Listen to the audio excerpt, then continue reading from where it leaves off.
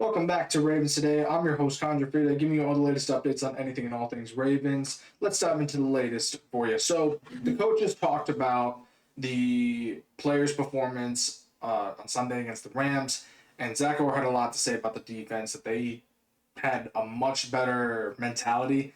They played like they were pissed off and with way better intensity. 100% agree with this. Defense looked well, mind you, 17 points, but still, defense looked a lot better. It looked like they were just there. They were just in their face. We got our first sack without Matabike in that game. Shout out to John Jenkins for that one. And I agree, 100%. We had a better intensity, and our defense did look a lot better. Mind you, we're still waiting for guys to come back, and we still are trying to figure it out. But this is moving in the right direction. I know that I've been talking about, a lot of negative stuff on this channel for a number of weeks now, rightfully so, because we've lost games, but there's some positivity in this. I feel like that the Ravens defense is really playing better after last week. Like, they're more pissed off and better, like, in terms of, hey, like, we're not giving up easily. And when more players come back from injury, I expect that the mentality to stay the same. So, again, 100% agree with Zach Orr on this. And I think this is a move in the right direction for the defense. If they stay in this mentality, we can turn it around. Moving on here. So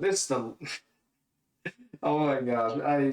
When I saw this comment and I heard it, I was like, there is no way this is true. But it is.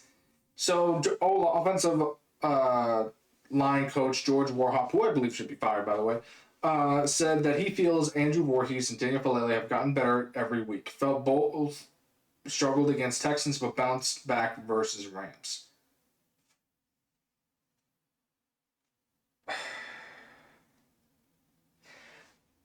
No words to describe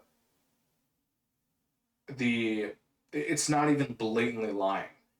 It's just trying to convince yourself that your coaching style is working and the players that have struggled the most are improving when they're just getting worse. It it it, it's I'm speechless at this idea. Like, I'd rather have him say yes, they've been struggling, but they're working hard, and I'm looking forward to seeing them really turn it around after the bye. That would be a perfect answer, in my opinion.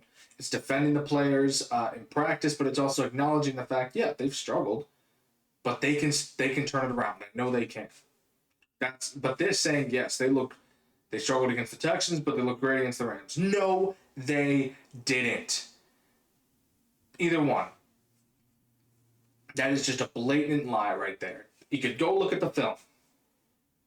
Film says it all. They struggle each and every week, and it's not even, you can't even ignore it at this point. So that's why I think Warhop should be, well, for one thing, the offensive line is struggling, and he needs to be let go.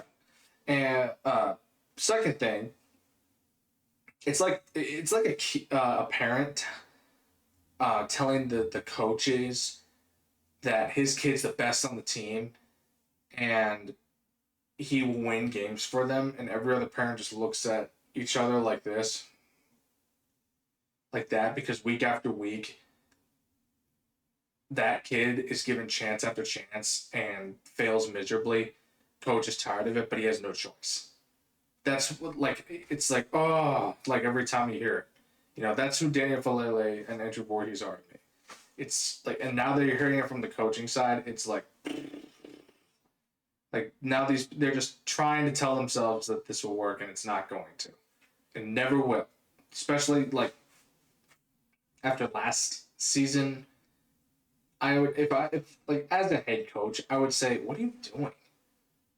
Like, what do you like sure, you're trying to defend your players. I understand that. You are. But there's a better way to do it. Instead of just saying they were great. It's like, no, they weren't. Like, what do you? I would straight up pull him aside after the interview, be like, "What are you doing?" Like, no. You get out. You're gone. You're clean your desk. You're out. I'm gonna speak to the reporters on this. No, they haven't been improving, and yes, they're being released. That's what I would say. You're trying to defend your franchise quarterback who is right now out with a hamstring injury and has proven to the entire world that he is the sole reason the Ravens win games when it comes down to the offense. So he is the sole reason that the Ravens are able to get points on the board. It's like, so just pointing this out here. Moving on,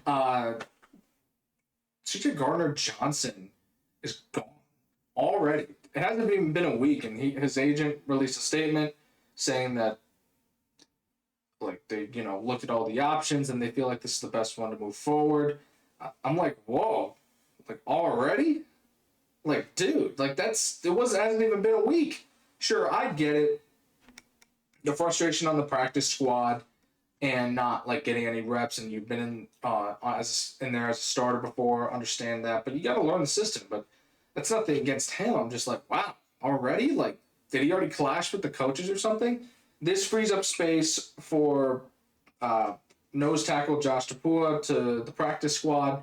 So, which I brought much at this point. I'm like, okay, let's get another nose tackle in there, elevate him. Nothing against Gardner Johnson. I'm just like, something. He saw something and said, "Yeah, I'm out."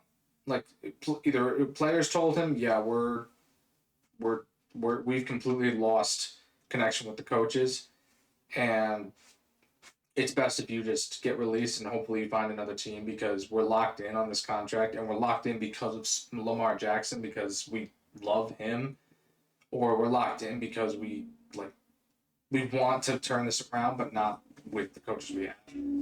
So, it's a huge surprise here. It was just huge in the sense of it was really fast, mind you. I hope that Tapua gets elevated to the active roster because we need another nose tackle on this team. Can't go wrong with more nose tackles. But it's just like, wow. Less than a week and he's already gone.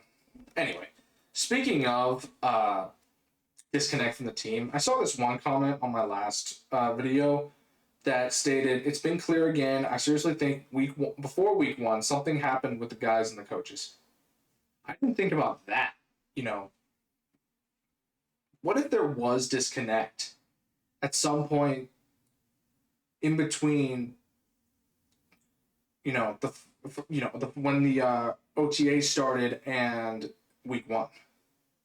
Like, what if there was like a super super private meeting that nobody knows about? Obviously, I don't know if this is the case. I don't think it's the case, and the team just lost it. Like I think it happened, in my football opinion, after the loss to the Bills. I think the team just went 17 times up by 2 scores and we still lose in the fourth quarter. I think that's what happened. Beforehand, I mean, I wouldn't, again, I'd be surprised, but at the same time, I would it would make sense because that's what it looks like now. And the team still tried, but they just, like after that week one, they were like, no, we can't do this anymore. Like, we're just completely lost here. But again, we'll never know for sure. Thank you for tuning in to Ravens today. I'm your host, Connor Gioffreda. Again, subscribe to the channel, like the video. I'll catch you all later.